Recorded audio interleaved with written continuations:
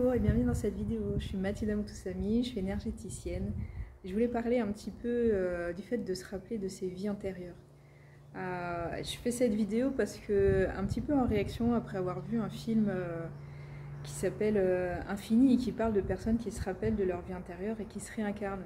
Et du coup, alors j'ai vu que le film, j'ai pas lu le livre, peut-être que le livre est un petit peu différent.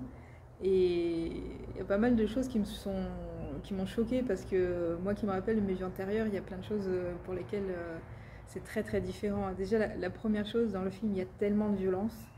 Quand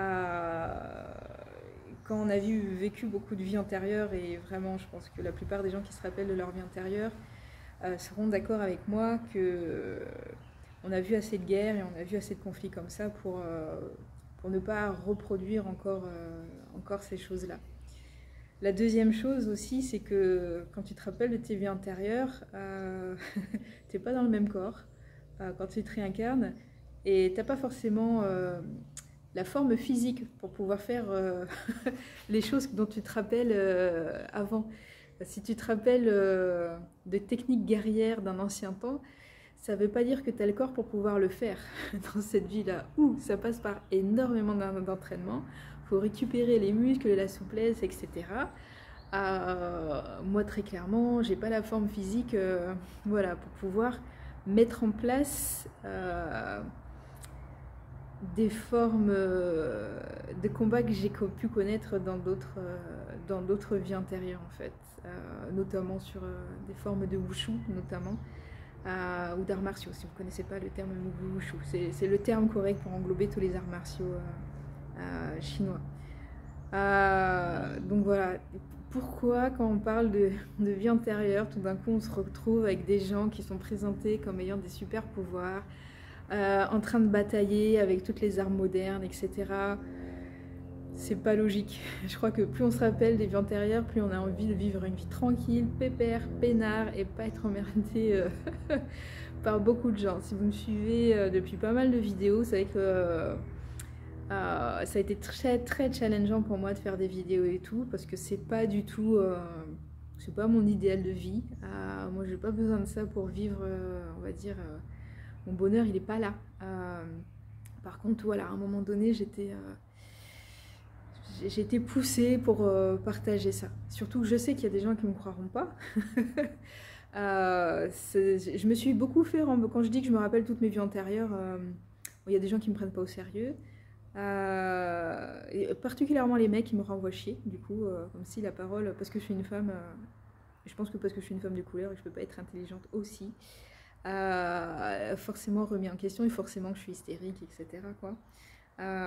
Et comme si aussi ce truc dans ce film là c'était présenté comme une élite, il y a quelques personnes qui se rappellent et elles doivent sauver l'humanité, faire avancer l'humanité, etc. Est-ce qu'on est plus intelligent quand on se rappelle de nos vies antérieures? C'est une bonne question. Imagine, exemple simple, j'ai des traumas de cette vie, ok. Sauf que je me rappelle des autres traumas. Ça veut dire qu'il faut que je travaille sur tous les autres traumas. Alors techniquement, les traumas, ils peuvent avoir une trace, il peut y avoir trace mémorielle que vous en rappelez ou pas. Mais néanmoins, moi j'ai envie de dire, plus tu te rappelles de choses, plus tu as un énorme bordel dans la tête. Plus il y a de situations, plus tu as des anciens dossiers avec des personnes, avec des groupes de personnes, avec des espèces différentes. C'est vraiment tout un tas de choses. Plus tu te rappelles du passé, moins tu as envie de parler, notamment dans la sphère spirituelle, parce qu'on dit tout un tas de choses et tu vois tout un tas de gens qui disent des choses comme s'ils venaient de le découvrir et comme s'ils inventaient la poudre et toi t'es là, t'as tout ce recul là. Bon, c'est pas pour rien, j'ai été prof d'histoire-géographie dans la première partie de ma vie, pas de hasard. Ouais, je vois souvent, ça m'est arrivé de voir des gens qui m'envient, de me rappeler de mes vies antérieures. Moi, je l'ai vécu beaucoup, peut-être un peu moins maintenant, comme un énorme poids, une énorme responsabilité. Sans blague, si on va vouloir faire de blagues, c'est la médecine de la baleine. La baleine, elle pèse. Elle a de l'humour, elle sait jouer, mais elle pèse en fait. Quand j'étais plus jeune, c'était mais pourquoi je me rappelle de toutes ces guerres? Mais pourquoi? En sachant que voilà, si j'ai le temps, si j'arrive à trouver le temps, l'espace, l'énergie, je sais que je raconterai certaines histoires. Je sais que certaines histoires ne doivent pas être racontées parce qu'il y a des petits humains qui en feraient n'importe quoi là sur Terre, comme dans les akashas, ce qu'on appelle les akashas, ce réseau d'énergie qui garde les informations, qui stocke les informations. Enfin, c'est pas comme ça, c'est plutôt ce réseau d'énergie où l'on peut retrouver les informations. Ça serait plus juste de le dire comme ça. Et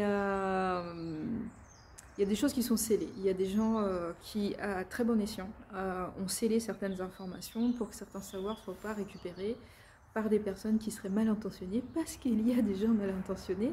Là, je parle d'humains. Et aussi, il y a tout un tas de enjeux politiques à travers les autres espèces. Là, je passe en termes intergalactiques. Voilà, c'est extrêmement complexe.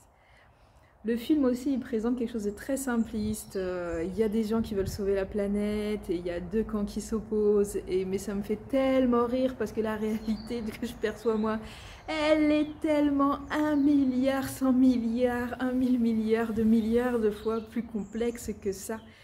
Rien n'est simple. Imaginez plutôt d'essayer de comprendre comment fonctionne l'Union européenne. Voilà, avec du lobbyisme, avec des tas d'instances complètement différentes. Ça serait plus... La réalité, ça se ressemble à échelle multidimensionnelle et à échelle antérieure, parce que il y a d'autres espèces qui savent très bien maîtriser aussi l'espace-temps comme ça. Imaginez plutôt une complexité comme pour comprendre l'Union européenne. Ça serait beaucoup plus logique qu'un truc, le bien, le mal, il y a deux camps qui s'opposent, il y a des gentils d'un côté, il y a des méchants de l'autre, mais oh mon Dieu, est-ce qu'on peut sortir de ça, s'il vous plaît? Il serait temps d'ailleurs, parce que ça nourrit les guerres justement, ça nourrit les guerres. Quand tu sais qu'il y a une complexité, tu peux pas juste dire... bah voilà, on va tuer tous les méchants, et les méchants ils sont méchants, on a le droit de les tuer parce qu'ils sont méchants. Ce genre de truc complètement débile qui malheureusement se répète beaucoup et se répète depuis des éons, depuis très longtemps. J'ai souvent partagé aussi que c'est pas parce que je me rappelle de mes vies antérieures que je suis plus intelligente. J'ai déjà partagé que c'est pas parce que je me rappelle de mes vies antérieures que je peux vous transmettre la réalité sur certaines époques, parce que ça reste toujours une perception de ma réalité. Si j'ai été une simple ouvrière qui n'est jamais sortie de mon village en Égypte antique, est-ce que je peux vous parler de ce que faisaient les prêtres et les temples dans les grands temples, là où il y avait du pouvoir et de l'argent? Est-ce que je peux vous parler réellement des pharaons? Non. Ça dépend toujours de où est-ce qu'on est, où est-ce qu'on vit.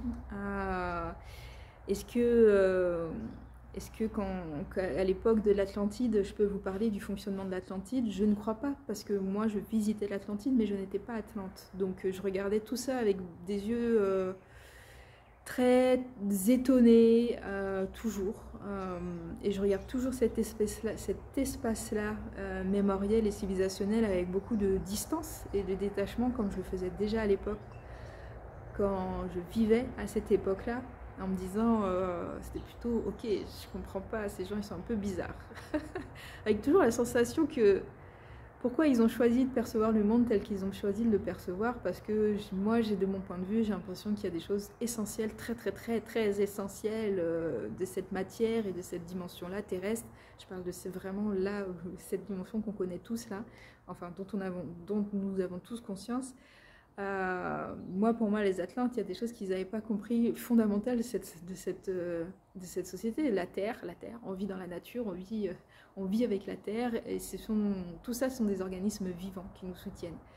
Et très clairement, les Atlantes, s'ils ont pu avoir cette vision-là à un moment donné, ils l'ont perdue, vraiment de manière globale. Voilà. Donc... c'est la grande question est-ce que c'est souhaitable? Est-ce que c'est souhaitable de se rappeler de toutes ces vies antérieures si on oublie en arrivant? En fait, tu oublies en arrivant, c'est un espèce de cadeau, c'est un espèce de fantasme, parce que tu redécouvres tout. Tu as cet émerveillement de la redécouverte. Et moi, a fortiori, je me suis tout le temps demandé mais pourquoi je me rappelle? Parce que c'est pesant, parce que c'est lourd, parce que c'est extrêmement lourd de se rappeler beaucoup de choses. C'est parce que ça demande de processer tous les souvenirs qu'on a, de trouver l'équilibre pour vivre avec. Et c'est très compliqué de vivre avec des tas de souvenirs. Il y a toujours eu des guerres, il y a toujours eu des combats, il y a toujours eu des meurtres. On met beaucoup l'amour en avant, l'amour, mais rien que d'un point de vue humain, à notre échelle humaine, c'est très récent. On en parle depuis tout le temps, mais qui l'avait réellement vécu en fait? On a positionné ça dans un couple depuis très récemment. Est-ce que l'amour entre humains, tel qu'on le définit aujourd'hui, est-ce que c'est nécessaire? Est-ce que c'est pas devenu une addiction? Est-ce qu'on se trompe pas quand on dit le mot amour? Est-ce que le mot amour, on l'utilise à bon escient? C'est plein de questions en fait. Moi, plus je me rappelle, plus je me pose des questions. Plus je navigue dans mes souvenirs et plus je suis perplexe. Je sais qu'il y a des gens qui ont choisi de se dire je me rappelle et j'ai des choses à transmettre et je vais vous enseigner. Je me sens vraiment pas appelée par ça, vraiment pas. Aussi parce que très fondamentalement, les rituels qu'on a pu faire à certaines époques, au-delà de leur utilité énergétique, ils sont pas adéquats. Dans notre société, on n'est plus du tout dans la même société, on n'est plus du tout dans les mêmes énergies. Là, je parle des rituels d'Égypte antique. Je me rappelle de ce que je faisais en Égypte antique, qui était assez particulier, mais ces rituels-là n'ont aucune place dans dans ce monde-là, en fait, dans notre monde là, en 2020, j'allais dire 2022, en 2023. J'ai une vie en Égypte antique où j'embaumais les morts, et donc tous les rituels que je connais, c'est pour préparer les momies. Je me rappelle des recettes. C'est compliqué parce que pour retrouver les mêmes produits à notre époque, déjà ça c'est complexe. Mais plus personne fait de momies et on s'en fout de faire des momies. Donc ça sert à rien. Ça sert à strictement à rien en fait. Du coup, c'est important de mettre un petit peu certaines choses en perspective en fait. Si j'ai appris quelque chose, de me rappeler de mes vies antérieures, d'avoir conscience de mes multidimensions, c'est que faut arrêter de se prendre la tête, faut juste vivre en fait. Voilà. Après, quand on veut faire quelque chose et que si on veut impacter à un moment donné, il faut toujours se demander pourquoi, parce que ça part toujours d'une vision personnelle de la situation et d'une analyse qui est somme toute personnelle, parce que d'autres personnes auront une autre analyse de la situation.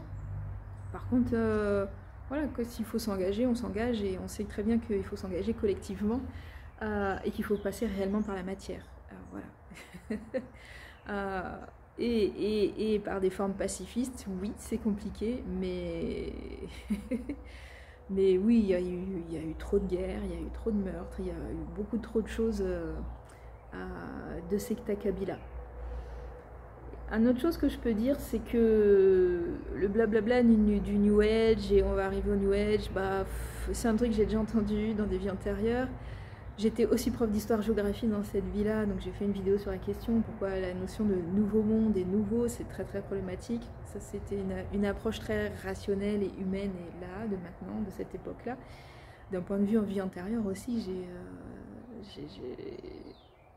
j'ai déjà entendu ces discours-là, et ils mènent généralement pas à des bons trucs au final. Voilà.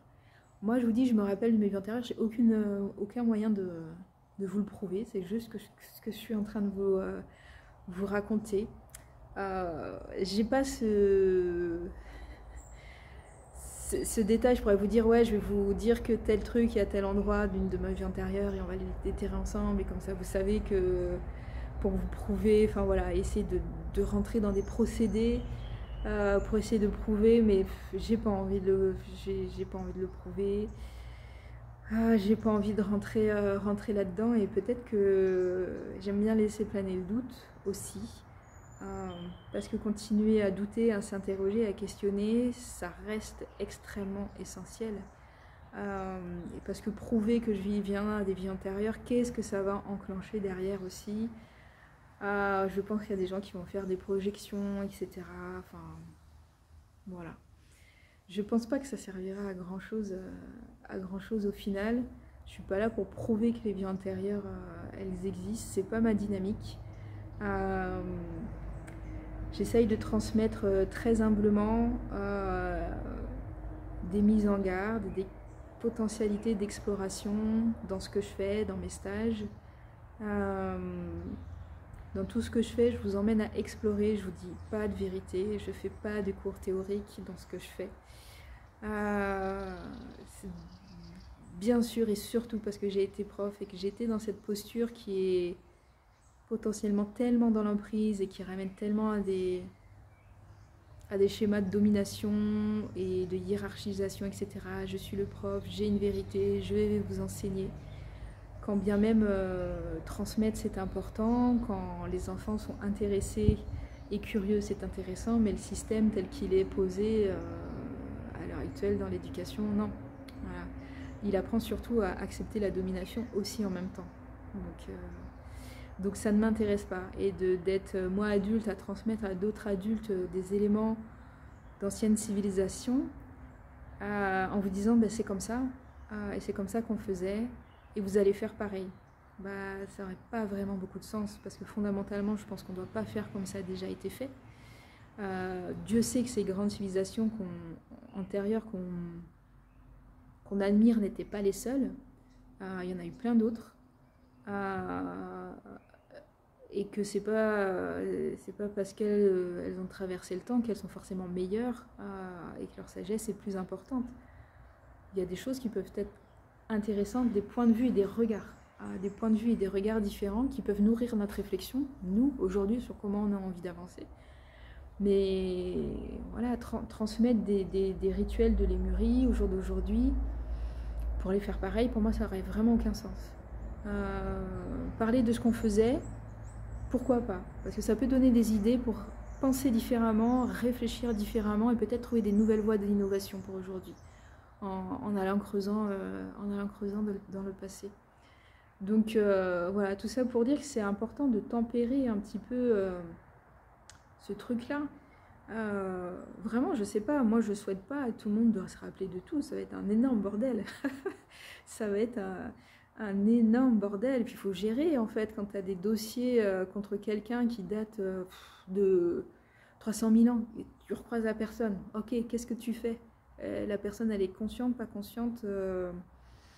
Est-ce que ce qui s'est passé il y a 300 000 ans compte toujours? C'est des énormes questions en fait. C'est des questions éthiques, il me semble, infinies en fait.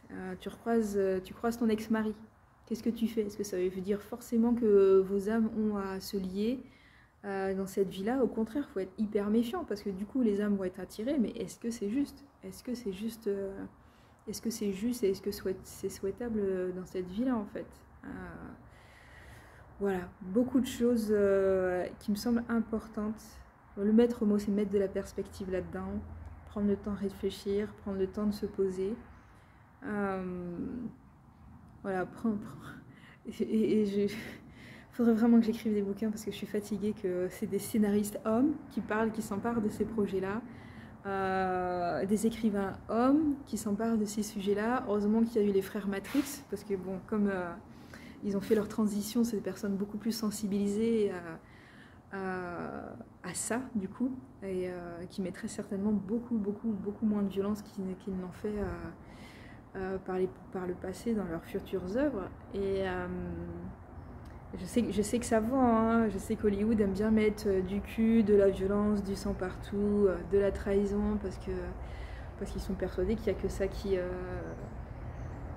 vend. Mais si on ne sort pas de cette addiction à énormément d'action et à énormément de violence, dans les histoires qu'on raconte, on va jamais en sortir aussi dans la réalité en fait. Du coup, qu'est-ce qu'on propose comme solution de règlement des conflits pacifiques?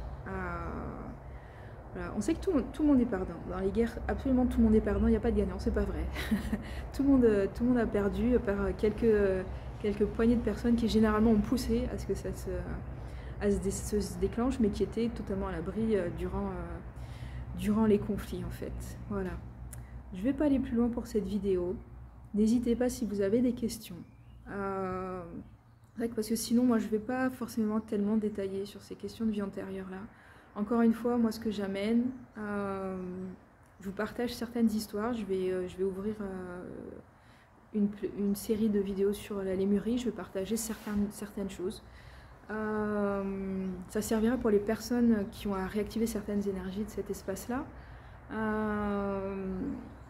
Mais surtout, je pense que c'est surtout apprendre à penser autrement, en fait. Pour penser en dehors de la boîte. Apprendre à penser en dehors de la boîte, en cherchant des sphères culturelles tellement différentes, en fait. Je me sens pas tellement appelée à parler du galactique et de tout ça. Je vois tout ça. Je reste éloignée de tout ça. C'est pas mon rôle. J'ai des collègues dont c'est le rôle de parler des autres êtres qui peuplent la galaxie. Voilà. Si je le fais, ce sera dans un livre et ça sera écrit comme une histoire. Voilà. Ouais, voilà, vous retrouverez ça sous forme de méditation toujours. Je vous emmène dans un voyage intérieur. Vous voyez ce que vous voyez. On va poser aucune vérité derrière. Voilà. Et d'accueillir, de ne pas poser de vérité, de vivre dans ok, bah on vit là, ok. Bah, je suis là, il y a le mur, il y a la statue, il y a le jardin derrière, il y a du bruit derrière, il y a du bruit de voiture, il y a un peu le bruit des vents, le bruit des arbres. On est là. Voilà, c'est ça qui est le plus important. De garder du discernement par rapport à toute chose. Il y a plein d'autres choses qui existent, mais fondamentalement, on parle depuis cet espace-là et on est centré depuis cet espace-là. Et ne pas oublier ça. Quand bien même c'est compliqué, c'est difficile, on a des dirigeants qui n'ont pas la confiance du bien-être commun du tout. J'espère que ça viendra un jour. Voilà, je ne vais pas aller plus loin. N'hésitez pas à poser des questions si vous êtes curieux. Donc je partagerai un petit peu sur la lémurie. Sinon, il faut venir dans mes stages et j'emmène en exploration. Et je ne pose pas de vérité sur ce qui a été, sur ce dont je me souviens. Parce que sinon, je serais dans une prise de pouvoir vis-à-vis de vous-même et je suis en train de vous dire c'est comme ça et pas autrement. Et je serais en train de devenir la prof qui dit qu'elle a un savoir. Et voilà, je serais en train de reproduire des matrices de domination. Et je cherche fondamentalement à avancer et à proposer d'avancer de manière différente. Parce qu'on est tellement matrixé par ce système, l'école, la santé, l'État, voilà. Et qu'on n'a plus l'habitude de savoir que ça peut être fait différemment. Je sais qu'il y a des gens qui sont venus dans mes stages ou mes retraites qui étaient un peu perturbés justement parce que je laissais extrêmement libre du coup. Ça ne veut pas dire qu'il n'y a pas de cadre. Je fais très très attention au cadre. Je suis limite parano d'ailleurs même sur les cadres parce que la magie noire existe et qu'il y a des gens mal intentionnés et qu'il y a plein de choses dégueulasses qui se baladent dans l'univers. Donc le cadre il est là pour sécuriser énergétiquement. Par contre dans le cadre je laisse très très très libre. Il y a des gens qui étaient perturbés. Et j'ai l'habitude, je sais que en classe aussi j'ai des élèves qui étaient perturbés par ma manière de fonctionner, qui étaient différentes parce qu'ils ont tellement l'habitude qu'on leur dise tout de A à Z et qu'on les infantilise. Qu'il y a des gamins, ils mettaient du temps à comprendre un petit peu comment moi je fonctionnais. Bah voilà, je vous responsabilise. Vous êtes dans cet espace-là et le cadre il est bien posé. Vous avancez comme vous voulez pour atteindre le point. Moi je vous donne le point à atteindre. Vous circulez comme vous avez envie à l'intérieur en fait. Et vous y arrivez. Ça crée de l'émulation de groupe en général. Ça recrée la coopération et la confiance du groupe parce que je fais travailler en groupe. Et on arrête de se mettre de la pression de il faut absolument réussir, il faut absolument atteindre le point B, etc. Voilà. C'est toute une réflexion voilà, qui a commencé quand j'étais professeur, qui m'a très rapidement emmenée vers des pédagogies alternatives, à envisager ça de manière différente. Je parle de choses très très à terre hein, là. parce que j'ai eu la chance de faire un stage au Canada anglophone et c'était d'une richesse incommensurable parce que j'ai beaucoup appris de personnes qui étaient formées à la roue de médecine, aux applications de la roue de médecine en pédagogie et comment on encadre et comment on accompagne et comment on transmet en fait. Et on est aux antipodes de ce, évidemment de ce qu'on fait en France en particulier. Et tout ça est très très ancré avec toutes les mises en perspective que je peux avoir depuis tous ces éons, toutes ces millénaires et toutes ces vies antérieures et dimensionnelles dont je me rappelle en fait. C'est peut-être plus complexe que juste le mot liberté, mais que chaque individu puisse être en intégrité. Je me sens très en porte-à-faux avec ce discours spirituel qui dit tout appartient à tout le monde et qui, en disant on est tous interconnectés, on est tous un, etc. C'est vrai à un certain niveau, mais pas dans cette dimension de matérialité. Il y a plein d'autres formes de matérialité. Espèce de truc de dire on est dans un goubli-goubla et l'autre n'existe pas, etc. Mais mon Dieu je crois que j'ai rarement vu autant de toxicité à travers toutes mes vies antérieures en fait.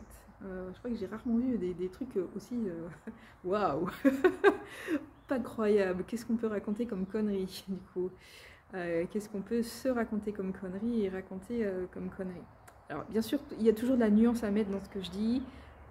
C'est vrai à certains niveaux du coup, mais ça ne peut pas être appliqué à la dimension dans laquelle on vit là maintenant tout de suite en fait. Voilà. Bon, allez, j'avais déjà dit que je terminais cette vidéo. J'ai toujours tendance à pas commencer une vidéo en disant ça va être court et c'est en fait beaucoup plus long. Donc encore une fois, et j'espère vraiment la dernière fois, posez des questions si vous voulez. Je répondrai, sachez que je ne répondrai pas à toutes les questions parce qu'il y a des choses qui ne doivent pas être dites. Mais si voilà, s'il n'y a pas d'impact, d'intérêt, de potentialité d'utiliser de manière biaiser certaines choses, il n'y a pas de souci, je pourrais partager sur ces questions-là. Du coup, je répondrai dans d'autres vidéos. Voilà, si vous me posez des questions qui résonnent en moi. Merci beaucoup de m'avoir écouté. À bientôt.